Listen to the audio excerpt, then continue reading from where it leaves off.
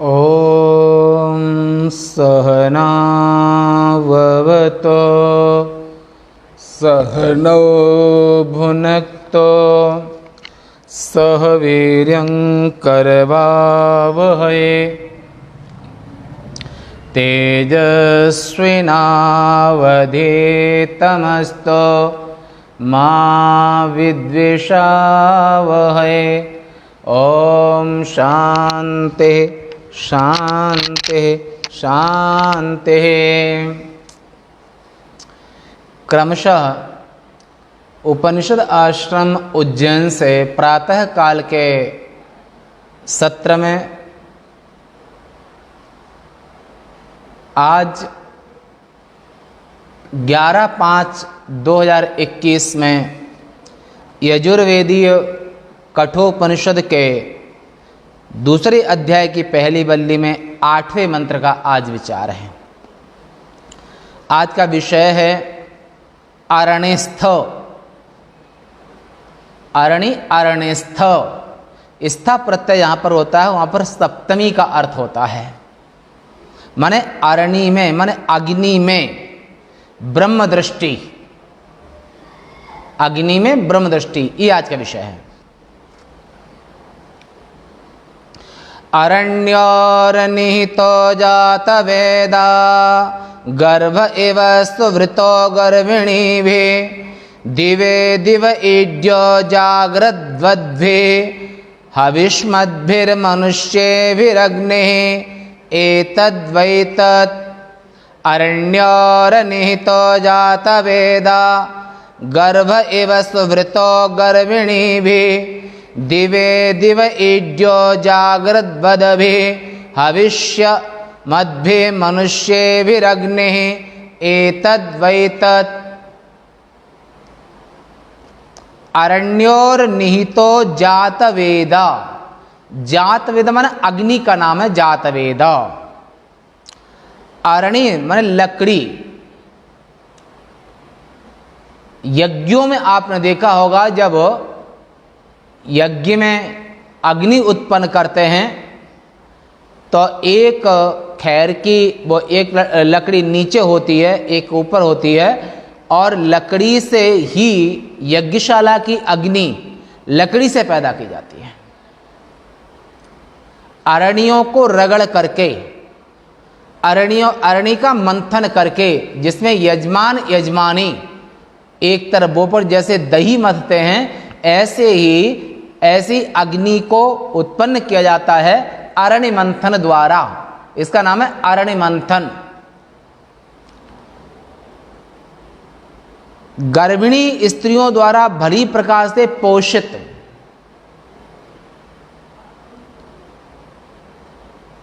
गर्भ के अंदर बच्चा है, और जैसे बच्चा आने के पहले मां अपनी संतान से प्रेम करने लगती है और 9 महीने तक उस बच्चे को अपने साथ आत्मसात कर लेती है।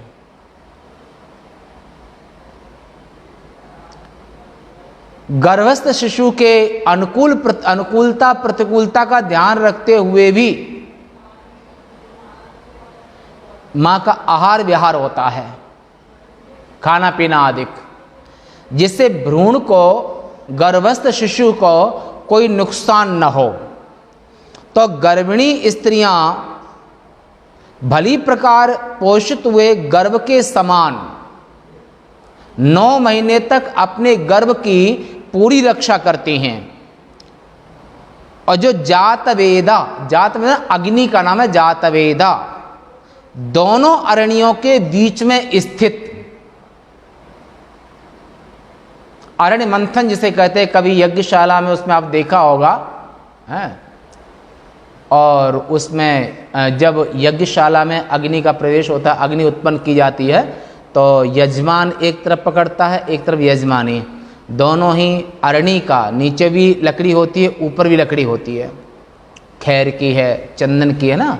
तो वो उस लकड़ी को जब रगड़ते हैं, जब आपस में उसको घर्षण करते हैं, तो उस समय पर उसमें अग्नि उत्पन्न होती है, और वही अग्नि यज्ञशाला की अग्नि कहलाती है।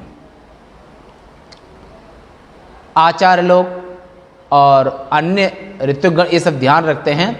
और जो दोनों अग्नियों के बीच में, जैसे अग्नि होती है पर अग्नि दिखाई नहीं देती है, परंतु जब घर्षण होता है तो घर्षण के द्वारा लकड़ी से भी अग्नि उत्पन्न हो जाती है। और गर्भाधान संस्कार के बाद 9 महीने तक माता अपने शिशु की पूर्ण रूप से ध्यान रखती है, गर्भ के अंदर है, उसको अनुकूल प्रतिकूलता का ध्यान रखती है, खाने पीने आदि में, सोने में, खाने में, पीने में, दवाई में, हर तरह से दोनों अग्नियों के बीच में स्थित है जैसे अग्नि, तथा उसी प्रकार से प्रमाद शून्य और होम सामग्री युक्त पुरुषों के द्वारा आप धर्म कार्य करते हैं, बड़ा कार्य करते हैं, तो उसमें प्रमाद से रहित, प्रमाद शून्य होकर के देव कार्य, धर्म कार्य करना चाहिए। और ऐसा होम सामग्री युक्त प्रमाद शून्य होकर के और पुरुषों द्वारा नित्य प्रति स्तुति किए जाने योग्य है, यही वह ब्रह्म है जो अरणि के अंदर में, मन अरण्य मंथन से जिस अग्नि की प्राप्ति होती है वो उस अग्नि को ब्रह्म कहते हैं। वो अग्नि भी ब्रह्म है जो अधियज्ञ रूप ऊपर और नीचे की ओर, माने नीचे की अरणियों में निहित, एक अरण्य में लकड़ी, एक नीचे लकड़ी ऊपर लकड़ी, नीचे की लकड़ी ऊपर लकड़ी, दोनों जब घर्षण होता है, जब घर्षण होता है और उस घर्षण से अग्नि उत्पन्न होती है।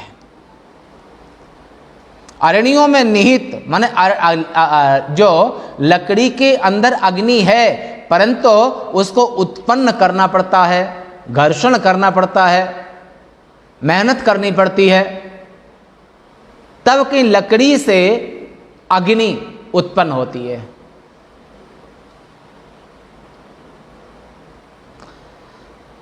होम किए हुए संपूर्ण पदार्थों का भोक्ता यज्ञो वै विष्णु, भगवान विष्णु ही संपूर्ण यज्ञों के भोक्ता हैं। अधिदेव रूप में जो अग्नि उत्पन्न की है अरणि के द्वारा, वो अरणि के द्वारा जो अग्नि उत्पन्न की है वो अग्नि का नाम अधिदेव है, अधिदेव है। और अग्नि को विष्णु, ब्राह्मणो से मुखमासीत, भगवान विष्णु का मुख है अग्नि, अधिदेव है वो। और ऐसा भोक्ता अध्यात्म रूप जात वेदा अग्नि है। कैसे अग्नि है? गर्भिणी माने अंतर्वर्ती, अपने गर्भ के अंदर में जो शिशु पल रहा है, तो अंतर्वर्ती इसलिए शुद्ध अन्न पान आदि के द्वारा जो गर्भ में शिशु पल रहा है 9 महीना तक, वो गर्भिणी अपने शिशु की पूर्ण रूप से रक्षा करती है। कैसे?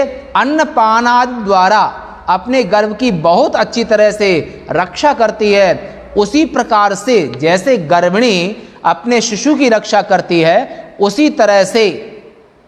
इसी तरह से वैसे ही प्रमाद शून्य होकर के उत्साह युक्त जो और यज्ञ करने वाले तथा योगी जन जिसे धारण करते हैं, एक तो कर्मणा स्वर्गं जयति यज्ञेन, यज्ञ कर्म के द्वारा वह स्वर्ग को जीत लेता है। और दूसरा जो नैष्ठिक ब्रह्मचारी और सन्यासी, वो संयम के द्वारा, ध्यान के द्वारा, समाधि के द्वारा, ऐष्णात्रय त्याग के द्वारा, ब्रह्मनिष्ठा के द्वारा ब्रह्मलोकम जयते, कर्मी तो स्वर्ग तक जाता है, परंतु जो ब्रह्मचर्य के पालन के द्वारा ऐष्णात्रय से रहित होकर के आत्मज्ञ जो महात्मा जन हैं, वे ब्रह्मलोक को प्राप्त होते हैं। उनको योगी जन कहते हैं। तो यज्ञ करने वाले कर्मी हो गए, और जो ब्रह्माभ्यास करने वाले, और सबसे कठिन अगर संसार में तपस्या है तो ब्रह्मचर्यं परमं तपः, ब्रह्मचर्य से बड़ा इस दुनिया में कोई तप नहीं है। ऐसे ब्रह्मचर्य के द्वारा योगीजन तथा योगीजन उस ब्रह्म को प्राप्त करते हैं। और घृत आदि होम सामग्री से युक्त कर्मपरायण जागरणशील प्रमाद शून्य याजकों द्वारा, यजमान के द्वारा वो स्वर्ग को प्राप्त करते हैं। और ध्यान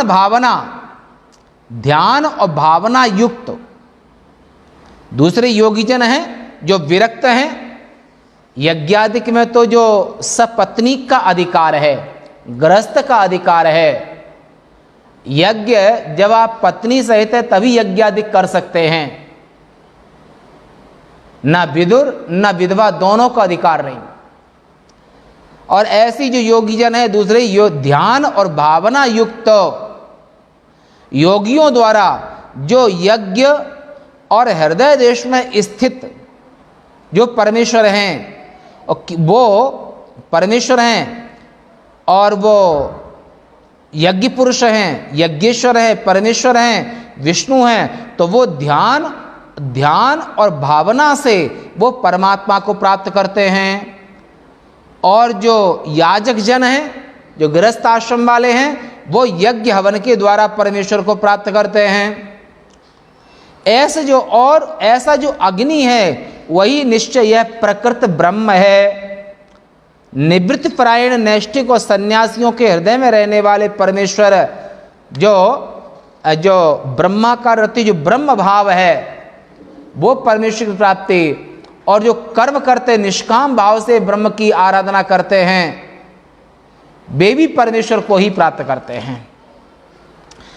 प्राण में ब्रह्म दृष्टि, आपने अभी यज्ञ में ब्रह्म दृष्टि का दर्शन किया, अग्नि में ब्रह्म दृष्टि का दर्शन किया, हृदय में ब्रह्म दृष्टि परमात्मा का दर्शन किया। अब आगे कहते हैं अगले मंत्र में यमराज कहते हैं, ये नचिकेता प्राण में ब्रह्म दृष्टि। यतश्चोदेति सूर्यास्तं यत्र च गच्छति तं देवाः सर्वे अर्पिताः तदुनात्येति कश्चन एतद्वै तत्। यतश्चोदेति सूर्यः अस्तं यत्र च गच्छति तं देवाः सर्वे अर्पिताः तदुनात्येति कश्चन एतद्वै तत्। जहां से सूर्य उदय होता है, यतश्च उदेति सूर्यः, जिस जगह से सूर्य का उदय होता है, उदयाचल पूर्व दिशा, और जहां वह अस्त होता है माने पश्चिम दिशा में सूर्य अस्त होता है, उस प्राणात्मा में मन अन्नाद और बागादिक सूर्य को भी प्राण कहते हैं। तो ऐसे प्राणात्मा में संपूर्ण देवता अर्पित हैं, उसका कोई भी उल्लंघन नहीं कर सकता है। यही वह ब्रह्म है, यानी कि जो प्राण है माने सूर्य उदय से लेकर के अस्त तक, और संसार में जितने भी प्राणी हैं उन सब के अंदर माने उन सब के अंदर में जो प्राणन शक्ति जो परमेश्वर हैं वे प्राण बन करके माने जीव रूपेण प्राविशत, वे जीव बन करके सबके अंदर प्रवेश किए हुए हैं, और वे परमेश्वर ही प्राणो ब्रह्म इति उपासित। वे परमेश्वर ब्रह्म सच्चिदानंद ही सभी जीवों के शरीरों में और पृथ्वी आदिक में वे प्राण स्वरूप हिरण्यगर्भ ही हैं, जिस प्राण से नित्य प्रति सूर्य उदित होता है। सूर्य को प्राण कहा है। सूर्य ईश्वर हैं, परमेश्वर हैं, सूर्य सबके प्राण हैं। अगर कल्पना करो अगर दुनिया में सूर्य न हो तो व्यक्ति कैसे जीवित रहेगा, और व्यक्ति की जो आयु है सूर्य उदय और अस्त होकर के व्यक्ति की आयु को भी क्षीण करते हैं, व्यक्ति की आयु भी कम होती है। तो सूर्य सबके प्राण हैं। विश्वतश्चक्षुरुत विश्वतो मुखो विश्वतो बाहुरुत विश्वतस्पात संबाहुभ्यां दमति संपतत्तैर द्यावा भूमि जनयन देव एक देवता भुवन भास्कर जो सूर्य हैं, वे सूर्य भगवान सबके प्राण हैं। और सूर्य भगवान के भी सबके अंदर में प्राणन शक्ति काम करती है, उनके शरीर में एक्टिविटी होती है। सूर्य उदय में सभी प्राणी काम करने के लिए उत्सुक होते हैं और सूर्य उदय में सबको ऊर्जा मिलती है। सूर्य भगवान अभय प्रदान करते हैं। ऐसे भगवान सूर्य हैं और जिससे जिस प्राण से नित्य प्रति सूर्य उदित होते हैं, जिस प्राण से ही सूर्य का उदय होता है और जिस प्राण में ही वह नित्य प्रति अस्त भाव को प्राप्त होते हैं, वो प्राण से ही, क्योंकि सूर्य की गति है, सूर्य से आगे भी प्राण माने हिरण्यगर्भाख्य माने समष्टि जो हवा है, समष्टि वायु है, वो सूर्य के रथ से भी ज्यादा है।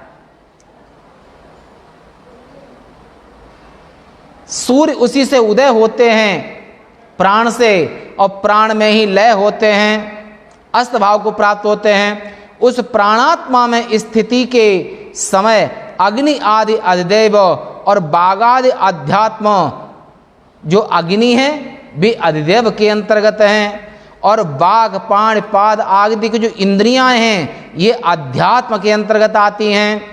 सभी देवता इस प्रकार अर्पित हैं, प्रविष्ट किए गए हैं। जैसे रथ की नाभि में समस्त अरे, उसी तरह से वह प्राण भी ब्रह्म ही है। जो प्राण है वो ब्रह्म ही है। रथ नाभौ तद एतत् सर्वात्मकं ब्रह्म तदु नातीति न अतीत्य तद आत्मकतां। ऐसे परमाणु जो भगवान हैं वे सर्वे विश्वेश्वरा इव रथनाभौ अर्पिता संप्रेषिता। साइकिल देखी होगी, साइकिल में ताने होती हैं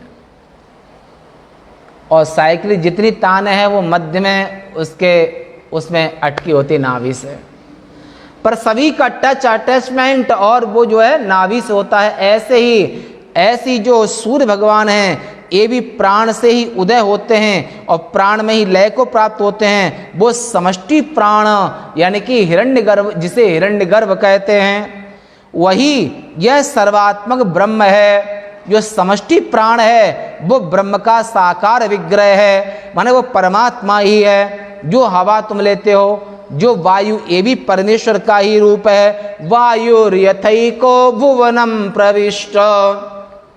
सूर्य चंद्रमा ये तमाम जब उदय होते हैं अस्त होते हैं, पर प्राण से ही उदय होते हैं, प्राण से ही अस्त होते हैं। तो प्राणाख्य देव वो जो है न तत्र सूर्योदेति न निम्नलोचति, पर ब्रह्मलोक में न सूर्य का उदय होता है न सूर्य अस्त होते हैं। पर पृथ्वी लोक में जो देवता हैं, इंद्रियों के जो देवता हैं वे अधिदेव हैं और इंद्रियां जो हैं वे अध्यात्म हैं। और वही यह सर्वात्मक ब्रह्म है, उसका अतिक्रमण कोई भी नहीं करता है। उस ब्रह्म के तादात्म्य भाव को पार करके कोई भी उससे अन्यत्व को प्राप्त नहीं होता है। और जो उसी परमात्मा से, जैसे तुम्हारा जो प्राण है ये समष्टि प्राण के साथ में श्वास लिए श्वास छोड़े, समष्टि प्राण से लेते हो समष्टि प्राण से छोड़ते हो, ऐसे ही जो समष्टि प्राण है ये भी परमेश्वर का कार्य ब्रह्म का रूप है। इसलिए यही वह ब्रह्म है। इसलिए प्राणो ब्रह्म इत्युपासित, प्राण ब्रह्म का साकार विग्रह है। आज यहीं तक, शेष वार्ता कल। पूर्णमदः पूर्णमिदं पूर्णात् पूर्णमुदच्यते पूर्णस्य पूर्णमादाय पूर्णमेवावशिष्यते। ओम शांति शांति शांति। आज वैशाख कृष्ण अमावस्या।